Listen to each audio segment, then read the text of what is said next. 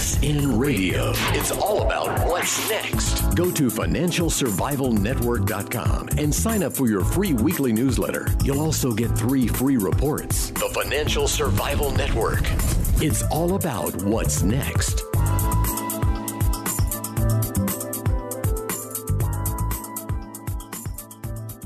And welcome. You're listening to the Financial Survival Network. It's Kerry, Lutz. And just in case your day wasn't complete yet, we've got Joe Messina from therealside.com. Hasn't been with us for a while, and life is far too serious to be taken seriously. Joe, how are you? I'm fine, Kerry. How was your Christmas and holiday? I won't say vacation, but time. Yeah, well, I did take a few days off, actually, and, I hadn't done that in a while because our motto here is that the show must go on. And, fortunately, I didn't wind up getting a shotgun wedding like this guy here at Walmart, and which is a good thing because they probably wouldn't have printed the pictures anyway, right? Oh, and everybody was up in arms about this at first, that Walmart would do such a thing. But apparently, I don't even know what was her name. Stephanie Warner did a whole bunch of pictures for her. I guess before you get married, you do all these pre-picture photo shoots and you send them out to on your engagement invitation or what have you. And she wanted to depict the couple the way they really are, and how they really act towards each other. Well, one of the pictures is a picture of an open shotgun. It's cocked in the middle and thrown over the shoulder of the groom and the wife to be there. And they look very happy, and there's nothing weird about the picture. He's not pointing the gun at her, or she's not pointing at him, or anything like that. So they take him over to Walmart, and when they get the picture envelope back, on the envelope it says -1 5x7, no weapons.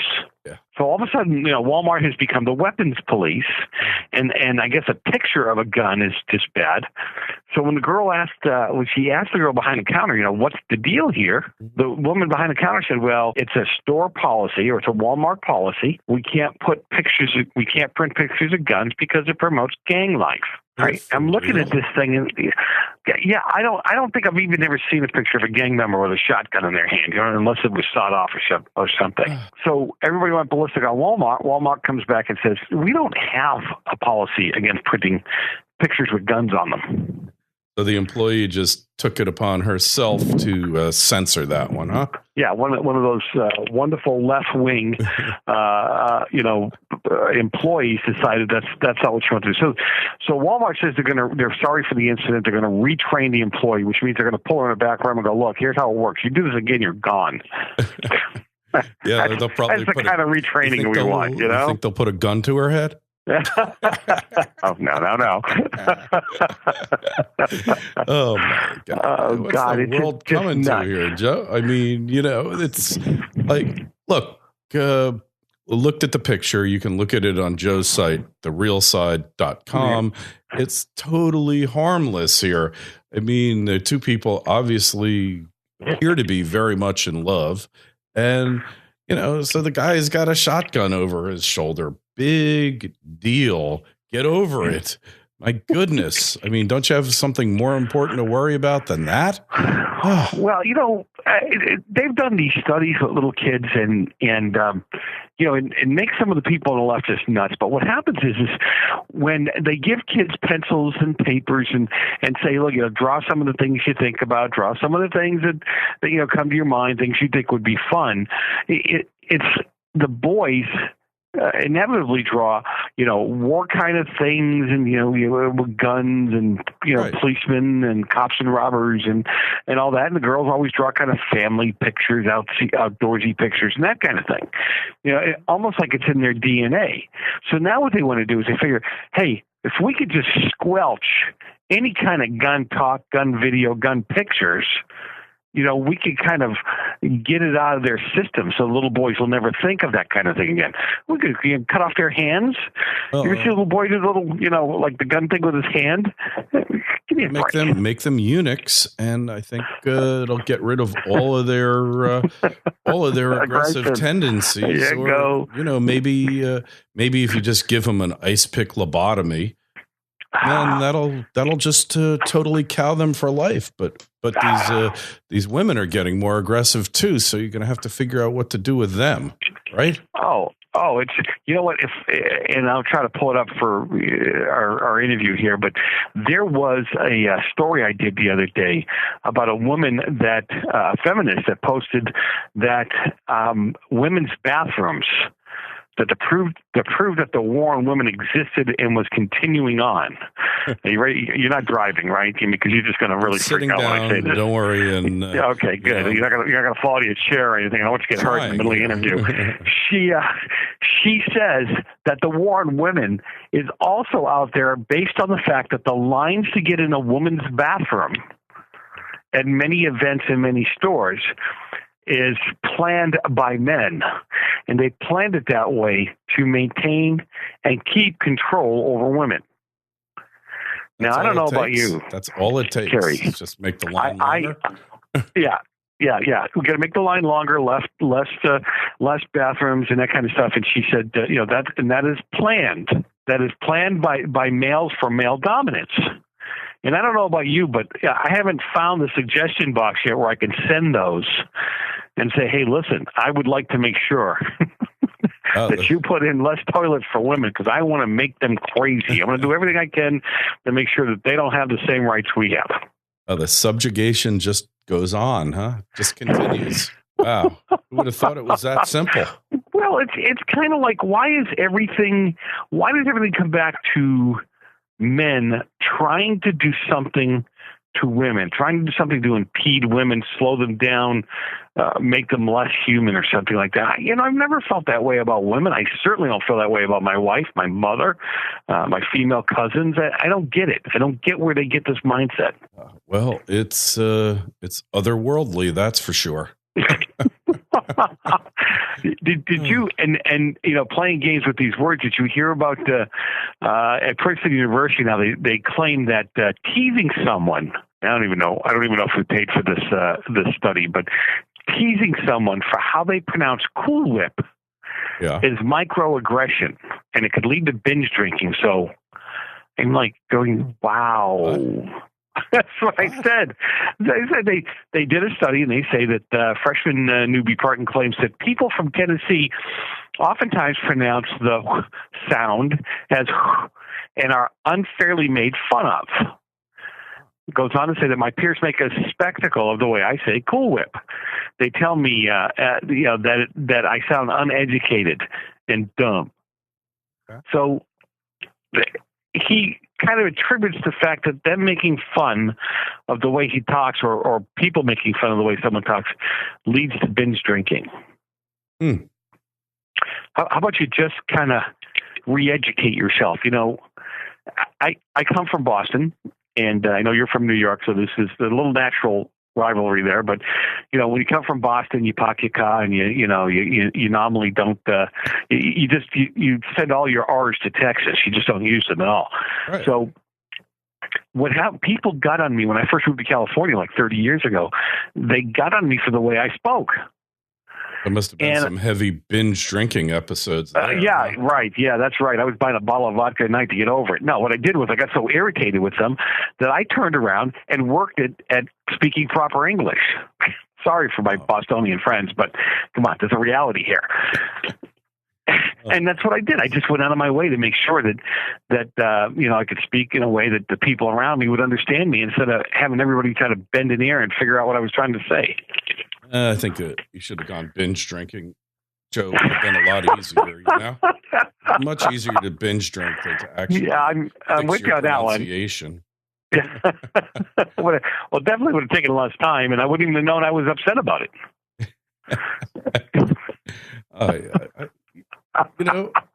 Where are these people from? I mean, they're not from the same planet that I inhabit. Oh, well, what about what's your buddy's name there? deBlasio there. deBlasio. Yeah. Comrade. That's a good name for him. Comrade Blaze. Yeah. I mean, he's blazing all right. He is. He's burning that city down every place he walks. Oh, my goodness. Everybody got crazy about the fact that the policeman turned his back on him, and it was they were upset that they were making a political statement out of something. And I was thinking to myself, those guys bust hump. They put their lives on the line. They throw their chest in front of to protect you and me and whoever they're in the streets. They're great guys for the most part. And he turned it into a political, deBlasio turned that into a political mess. Oh, and those guys weren't turning their back as a political statement. They were turning their back on a real statement saying, hey, you've turned your back on us. We're turning our back on you. Yeah, well, I'll tell you what. I think I'd be looking for some other bodyguards if I were him, because how many of them are going to really jump in front of a bullet to save that guy? Can you imagine? Was that a gunshot? Anybody hear that? Where'd deBlasio go? I think I would really be looking at maybe looking for the state police to defend me, but I don't know if we get the state police to do it either. Who do you get? Where do you go from there? That's exactly right. Where do you go from there? Yeah, it's it's going to be difficult. Maybe he could get the new Black Panther Party to step in for him, but I don't think, or the Nation of Islam, maybe. I don't think he's getting conventional law enforcement real anxious. They also recently there's been a rumor circulating that him and his lady, his wife there, Ms. McRae, are habitual pot smokers and are found most nights to be consuming prodigious quantities of the herb. And, well, they said it's the police that are feeding these rumors. We don't really know who it is, but they said no. deBlasio said, I haven't smoked pot since my NYU days. And then somebody released a compendium of pictures from his NYU days, which are like, oh, that's our mayor now, huh? I'm just so happy I'm not in New York anymore. I can't begin to tell you there. Well, look at how long is your mayor in? 4 years, right? Up there in New York? Mm-hmm. All right. So, I mean, what chance does he have? You know the New Yorkers better than I do. What chance does he have of actually getting back in again? I think as time goes by, between slim and none, and Slim is not looking too good these days. So, as what's his name, Mike Wallace would say, right? Oh yeah, no kidding.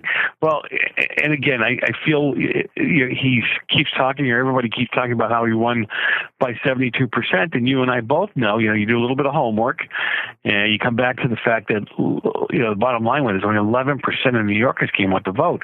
Yeah. Does that mean that there wasn't a pool of people they really cared to vote for, or does that mean is that the norm in New York? No, that's not the norm. After 12 years of Nanny Bloomberg, and then before that, there was, I guess, 8 years of Giuliani, they wanted some hope and change. And they sure got change. I don't know what they were hoping for, but they got the change they were looking for. You're allowed to swear on your station there? Hope and change, really? Oh, and, this guy thinks that he's going to become a national political figure and that he's going to run for president. And, that chronic marijuana smoking is the only explanation for that. Because, just to think that he has a possibility of getting elected to national political office. He's a total slave of the unions. Immediately, he picks a fight with charter schools, and everyone's wise to the fact that no teaching goes on in a New York City public school.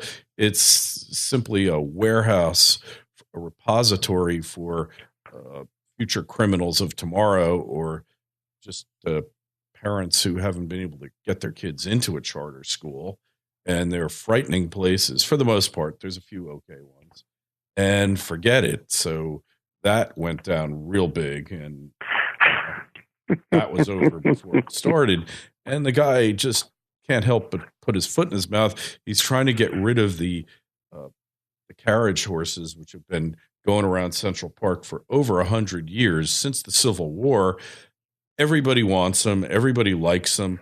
And he's saying they're mistreated. But in point of fact, one of his largest campaign contributors wants the space where they're housed, the stables, to put up a large multi-purpose high-rise building. Oh. So, and it just goes on kidding. and on. And, yep, no kidding. The guy is just a laughing stock. I knew about him before he became mayor, and he was the public advocate, which nobody knew what he was advocating for till he became mayor. And it was like, man, that's what he was advocating for. Just, he's a joke. And, yeah. Good luck to the people in New York. They brought him in. We can recall people here in California. We've recalled governors since I've been paying attention to politics. We've recalled school board members and city council members. I know of a whole school board south of where I'm at where they recalled all 5 members. Yeah. Well, so don't have that luxury in New York State. Once you elect them, you're stuck with them, unless they're like Elliot Schwitzer, who gets caught in some place where he doesn't belong, doing something with illegal or whatever. But otherwise, you're stuck with them till they're done, and that's it. But they're stuck with them, and they deserve them. They elected them. So you're the your financial whiz. I was going through the unemployment numbers the other day. We're at a 5.6% now. We're back on track. Yeah. Hey, hope and change is paying off in spades, right? So I'm looking at these numbers, and something hit me, which was, first and foremost, since 2008, we actually have 1 million less people working full-time jobs. And clarify, pay attention to my words, full-time jobs. Yeah. Right? And we actually have the workforce, the people that were actually out working / looking for work, was 67% in 2009. It's now down to, I think, 65 or just under 65%. So less people are even trying to get work at this point in time, even though they keep telling us there's more jobs out there. I started looking at the fact that less people they just did a poll that less people took vacation time in 2014, but mostly because it wasn't available to them. Now, usually, and I'm just, I'm supposing here, but usually you don't get vacation time with part-time jobs. Right. That's my understanding. So the only thing I can think of is that all these part-time jobs that are being created, and the way they're counting the jobs, what used to be, one job in a home would pretty much cover the bills and what have you. Now you've got, 3 part-time jobs. So you've got 1.5 people in the house working. They're not getting vacation time. They're not getting health. Well, they're getting health care now from the government. I mean, this is really a bigger mess. And you want to talk about, magical smoke and mirrors. I even threw the word magical in there. That's really what's happening now, Kerry, right? I mean, these numbers, it can't possibly be 5.6% in the real world, correct? Oh yeah, the numbers are cooked. Let's face it. Everybody knows it because you have this thing called the labor force participation rate, and that's what you were alluding to. It's at a 2-generation, multi-generation low. Hasn't been this low since the 70s, since women joined the workforce en masse. And that's because the jobs just don't exist. I mean, that's what it comes down to. And it's not getting better. And then you have the phenomena of Obamacare creating a bunch of part-time workers who want to be full-time. And yeah, it just keeps getting worse and worse. But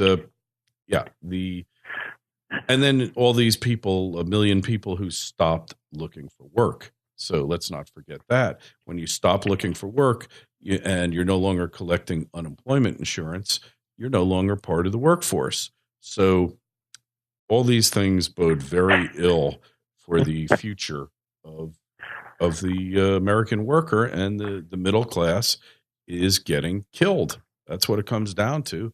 They're getting hit from all sides.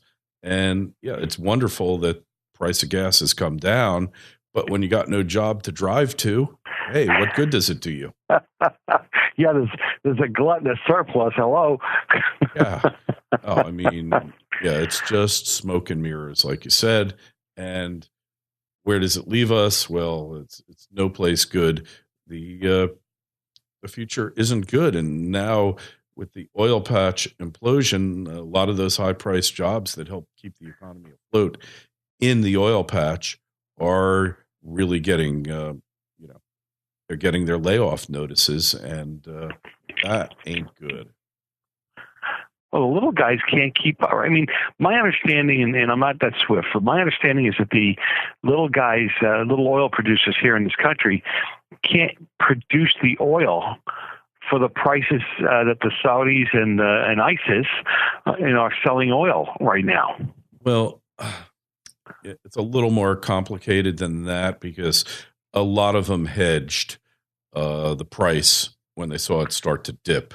There are, if you're in the oil business, look, you watch the price of oil every single day, and you've got hedging strategies available to you. Often those hedging strategies lose you a boatload of money, so you're hesitant to employ them. But when you start seeing oil break that $100 mark, which it did, then a lot of companies employed them, and you'll know when the earnings come out, when you start to see that a lot of companies are still making money, and they're good for a year, a lot of them. So you'll see that there are companies going out of business, doing layoffs, not drilling. But on the other hand, a lot of companies will actually be okay for a year or so, but then who's on the other side of these trades? Banks and other people that are losing their shirts on them.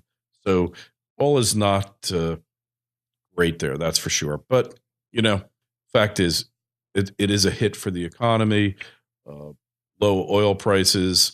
Well, actually, oil prices, Joe, are back where they started when Obama became president, $1.89 a gallon. So we're right back where we started from, isn't it? And even those were unacceptable. Remember the Dems screaming about how unacceptable it was that the gas prices were $2 a gallon, and now it's fine. It's euphoria. Right. We're living in utopia all of a sudden. So, hey, he finally fixed it. He said he was going to fix it, and he followed up on his campaign pledge. So everything is great now, and we should all be grateful and bow at the throne of the emperor because he's taken care of you. And what more could you ask for? And Joe, we're out of time. We got to get going. But where do we find you? How do we connect with you on all the various social medias? You hop up on therealside.com and you can find the radio stations, the times, the podcasts, Facebook, Twitter. I keep you busy for hours up there. And Kerry, it's always a pleasure to have you on with me and for me to be on with you. Hey, likewise. And hey, Happy New Year since I haven't talked to you. Don't forget, go over to financialsurvivalnetwork.com. Got the hardest working webmaster in the business. He's getting articles about what's really going on, not the 5.6 number, but what really is behind the 5.6% unemployment number and why Johnny can't just read and write, but why Johnny is unemployable. And, that's the stuff you need to know about because, it's like you go to college, you run up that $100K worth of debt, Joe. And then what? How are you going to get a job after that? How are you going to pay it off? And why you're going to be a debt slave for the rest of your life? And that's the bad part of it all. These kids can't get jobs, can't buy homes, so the real estate market is in the dumps for the rest of your life and my life. And then you've got what's called the cellar boy. He lives in your cellar for the rest of your life. You're hoping to retire and, sell off the house, but Junior is living in your cellar, and, mom's feeding him 3 squares a day. and giving him allowance till he's Why go anywhere? gone, Oh, forget it, and it's a nightmare scenario. So hopefully it'll get better, but don't count on the Republicans to cure it. Hey, we will talk to you again real soon, Joe. Thanks so much. Have a great day. FSN Radio. It's all about what's next. Every week the show is growing. Would you like to be a part of it? Then go to clubfsn.com and help support us with $1, $2, $5, or $10 a month and get a host of premium content with newsletters dropped into your mailbox, free books, private audio clips, webinars, and much more. Then join clubfsn.com. If you want to get ahead of the trend and ensure your family's financial security before it's too late, go to clubfsn.com and sign up. FSN Radio. It's all about what's next. Go to financialsurvivalnetwork.com and sign up for your free weekly newsletter. You'll also get 3 free reports. The Financial Survival Network. It's all about what's next.